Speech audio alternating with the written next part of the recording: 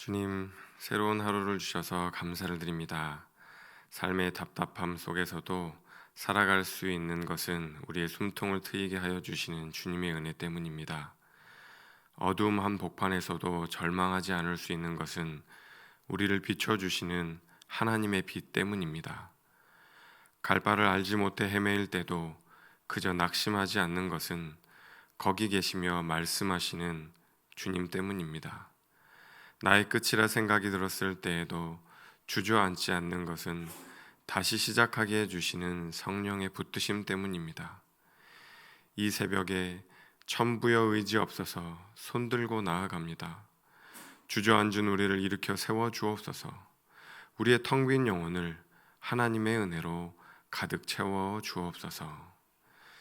주님, 환우분들을 위해 기도를 드립니다. 난소암 수술을 앞둔 성도가 있습니다. 암을 발견하고 항암 치료를 하고 있는 성도도 있습니다. 고통스럽고 때로는 두렵기도 한 시간들입니다. 하지만 그때 주님을 바라봅니다. 나를 붙드시는 주님의 손길을 바라봅니다. 그때마다 하늘의 문을 열어 치유와 회복의 은혜를 부어 주옵소서. 어깨 수술 후 회복을 기다리는 성도도 있습니다. 상처가 덧나지 않게 하여 주시고 통증으로 잠 못 이루지 않도록 주여 지켜 주옵소서. 연로하신 어머님의 믿음과 구원을 위해 기도하는 성도가 있습니다. 가족 구원을 위해 가슴앓이하며 기도하는 이들도 있습니다. 사람으로는 할 수 없지만 하나님으로는 하실 수 있습니다. 주님, 닫힌 마음의 문을 열어 주옵소서. 은혜의 빗줄기를 내려 주옵소서.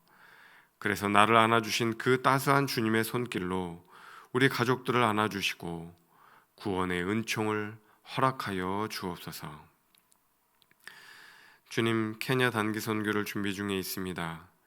20명의 팀원들이 하나 되어 선교 훈련을 받게 하여 주시고 우리보다 앞서 행하시는 성령 하나님의 인도하심을 받게 하여 주옵소서. 우리는 부족하지만 하나님의 열심으로 우리를 인도하여 주시기를 소망합니다. 자신의 삶을 들여 선교하시는 선교사님들을 지켜주시고 건강 붙들어 주시고 눈물로 뿌린 복음의 씨앗들이 선교지에서 아름답게 열매 맺을 수 있도록 하나님 은혜 더하여 주옵소서.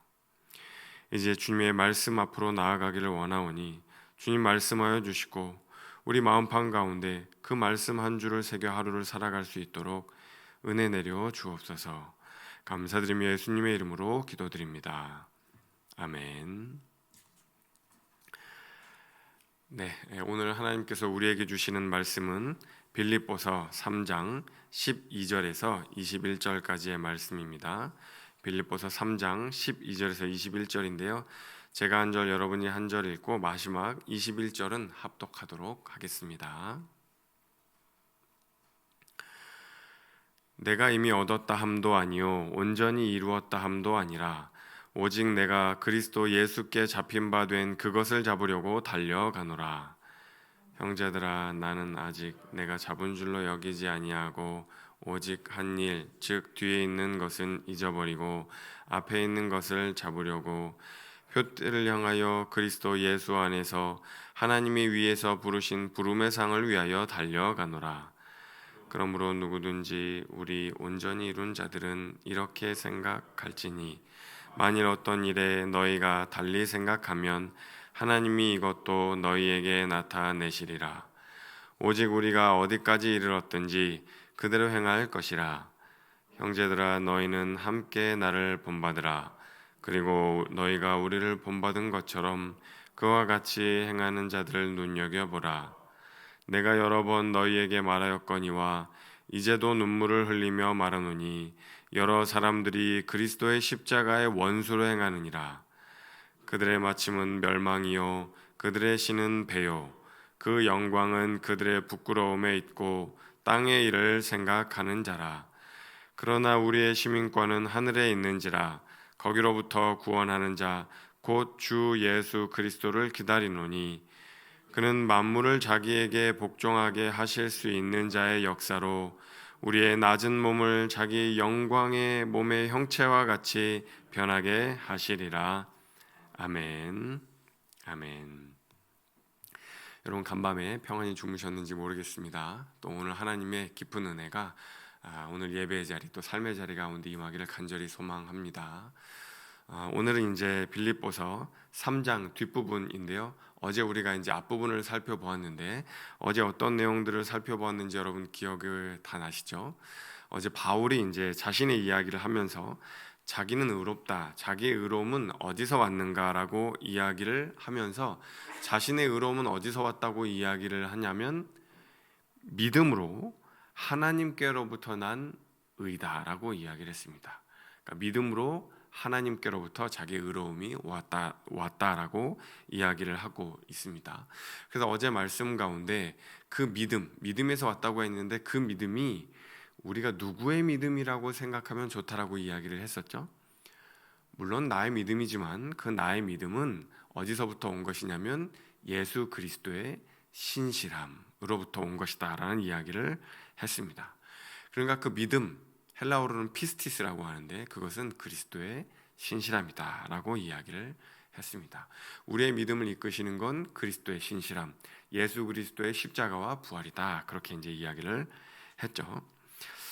자, 오늘 말씀에 앞서서 여러분께 먼저 질문 하나 드리고 오늘 말씀을 이어가면 좋겠다 싶습니다.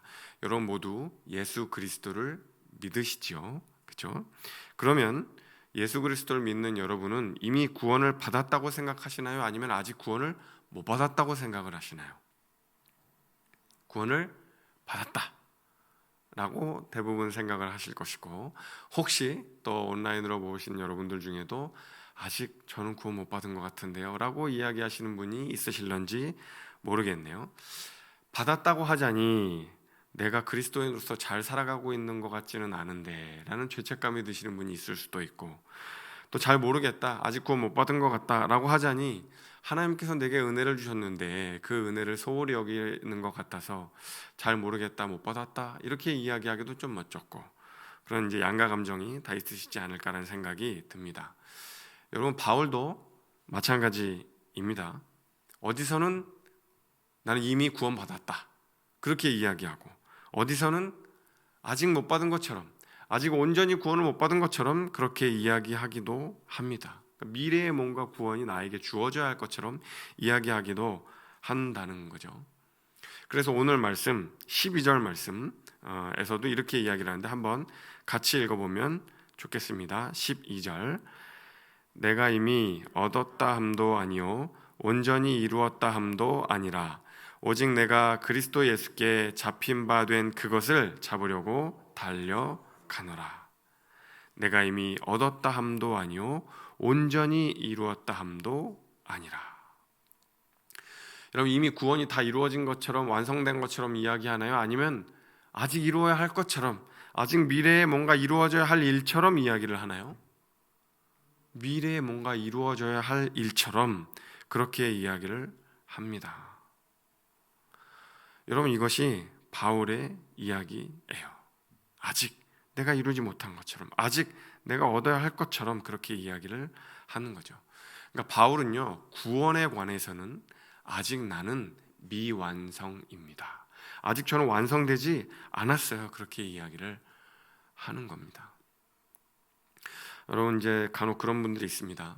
저는 아닌데 3, 4대째 예수 믿는 집안에서 태어나신 분들이 있어요. 혹시 여러분들 가운데도 그런 분들이 있으실런지 모르겠습니다.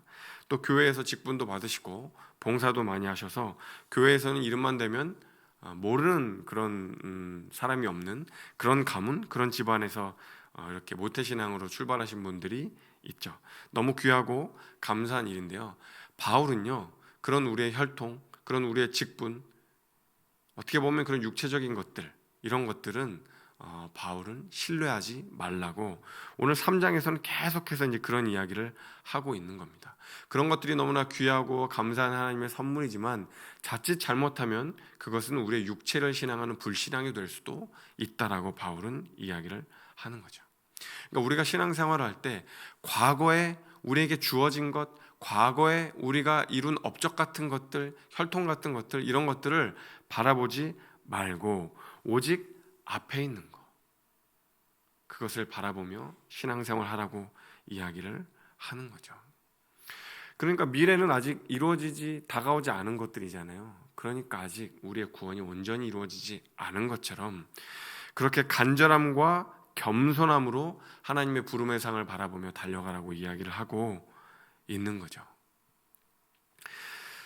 그러면서 바울이 17절에서는 또 이런 이야기를 합니다. 17절 말씀 제가 한번 읽어보겠습니다. 형제들아 너희는 함께 나를 본받으라.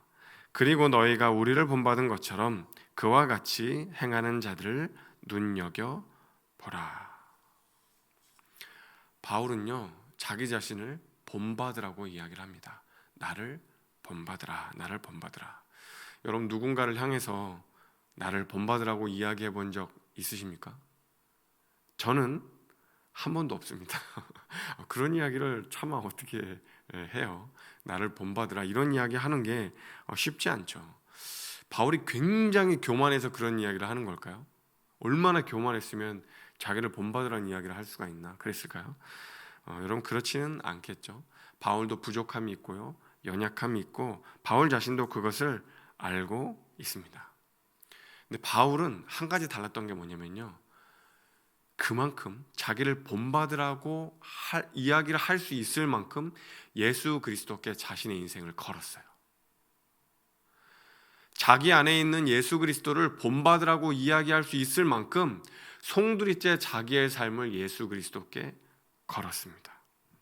예수 그리스도께 자신의 삶을 헌신했고요, 자기의 인생을 걸고 바울은 예수 그리스도를 따라가고 있습니다. 바울에게는 뭐가 없는 거냐면요, 두 마음이 없어요. 두 마음. 예수님도 따르고 세상도 섬기고 이 두 마음이 바울에게는 없습니다. 바울에게는 양다리가 없어요. 바울은 두 주인을 섬기지 않습니다. 바울은 오직 예수 그리스도. 저는 예수 그리스도만 믿겠습니다. 예수 그리스도만 섬기겠습니다. 오직 예수입니다.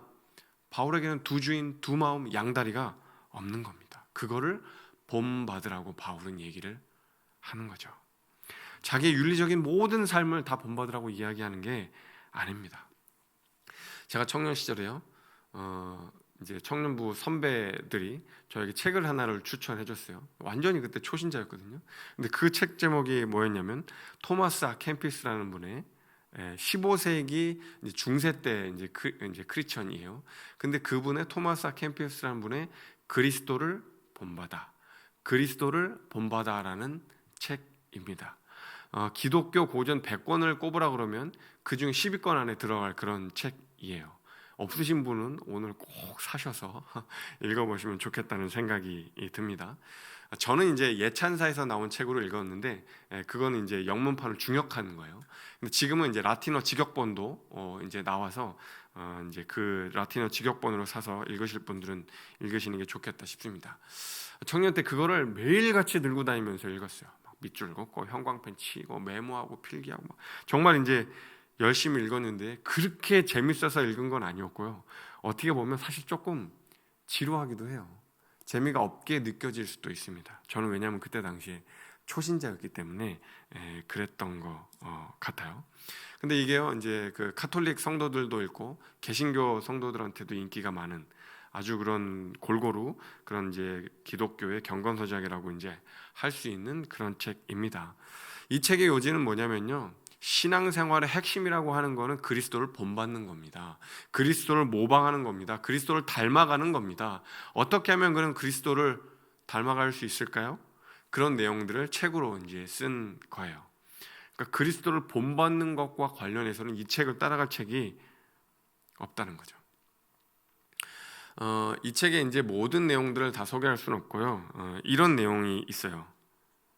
어떤 내용이 있냐면 제가 이제 읽어드릴 테니까 여러분 한번 들어보세요. 이 책에 이런 내용이 있습니다. 내면 세계가, 우리의 내면 세계가 하늘의 진리와 하늘의 영광으로 충만한 사람은 이 세상의 헛된 영광을 탐내지 않는다. 내면 세계가 하늘의 진리와 영광으로 충만한 사람은 이 세상의 헛된 영광을 탐내지 않는다. 여러분 그런 거죠. 우리의 이 내면에, 이 속사람에 하늘의 영광이 충만하면 이 세상에 기웃거리지 않는다는 거죠. 여러분, 그럼 반대로는 어떨까요? 만약에 우리의 마음속에, 우리의 영혼 가운데 하나님의 진리와 하늘의 영광이 충만하지 않다면 그러면 어떻게 될까요? 오늘 바울이 이야기한 것처럼 땅의 일에 집착하게 됩니다. 땅의 일들을 생각하게 되는 거죠. 우리의 배, 우리의 탐욕이 우리의 삶을 지배하게 되는 거죠. 세상 것들에 우리의 영혼을 빼앗기게 되는 겁니다.